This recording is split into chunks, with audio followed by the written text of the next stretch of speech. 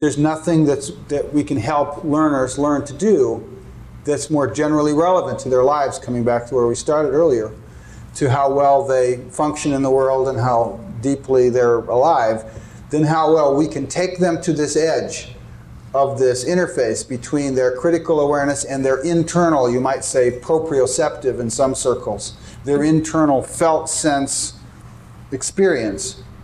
How we can interface those two, how we can constantly create environments that bring them right to that edge so they can exercise there.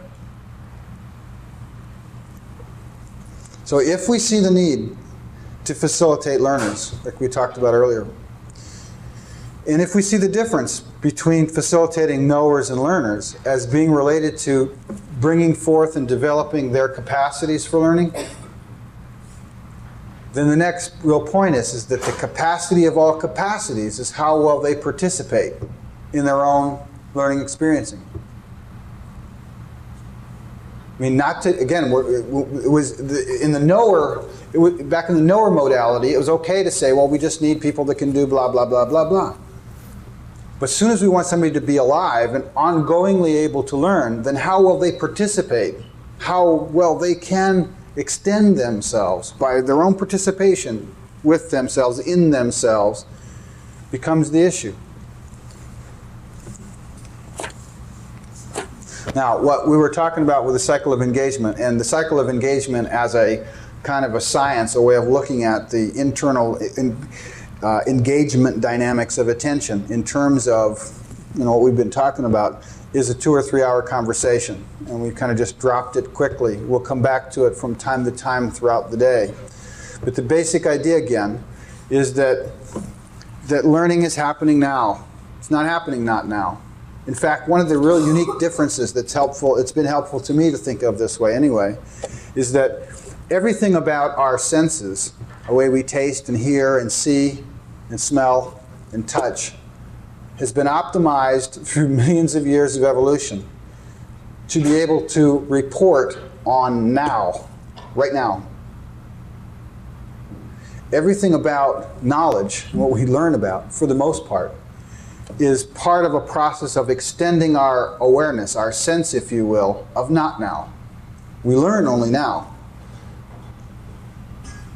But knowledge about history and science and all these other things are really kind of like another sense through which we can be aware of things that are not present right now to our nervous system.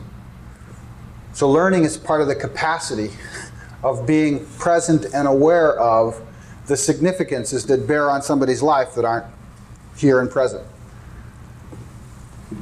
The cycle of engagement then is a way of kind of looking at the way that attention disengages. And what Risa was saying, I want to cycle back on real briefly, was that the capacities for learning and the capacities for participating in the learning process of each individual learner cuts right to the edge of that microtime. For me, for example, when I'm reading nowadays, if I'm reading a book and all of a sudden I encounter a word or a term or a phrase or some kind of a component that doesn't fit for me, my experience of that not fitting is kind of like, whew. Okay? In other words, I'm sure everybody's had the experience of driving a car and going to hit the gas pedal to accelerate and the car kind of going, whew, wouldn't take off, right? That's the experience that I have, and that when I look at children, that's the experience I observe them having. When they're flowing along and they encounter something that doesn't work for them. It no longer will sustain it. It's no longer a component in allowing them to continue to extend themselves in the flow. Then what happens is it's like that car kind of goes, whoo, right? Now, it's right there when that happens, that whoo, that's starting to fall out, which is the most critical and powerful opportunity that we've got to work with. That's where they've got to come alive. That's where they've got to apply themselves right there. That happening. That happening is happening real fast. It's happening much faster than education as a system is designed to be aware of.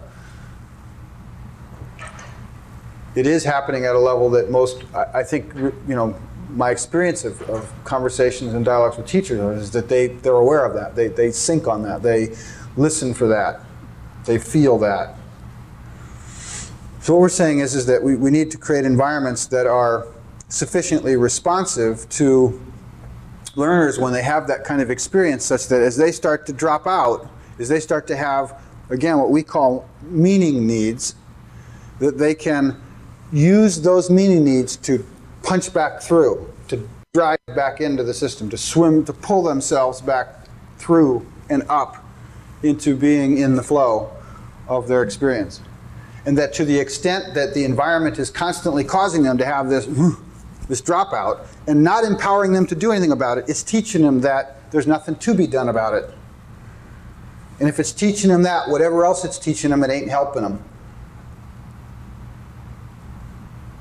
It's teaching them that their deepest capacity for learning is irrelevant to their learning. In fact, one of the real major questions that we ask of ourselves and educators is, if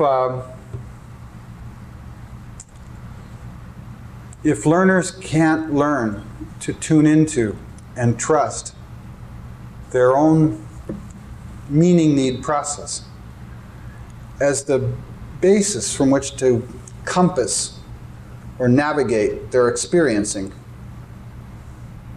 who's learning?